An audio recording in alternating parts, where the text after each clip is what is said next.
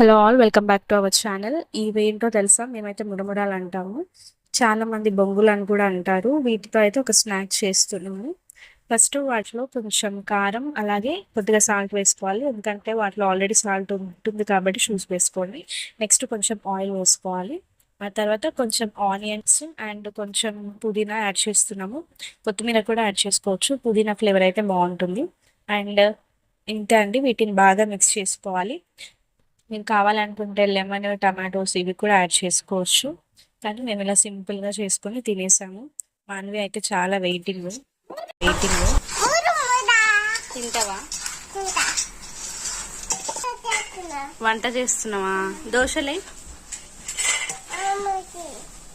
అవేంటో చెప్పు. ఏం చేస్తున్నావు? మురముర.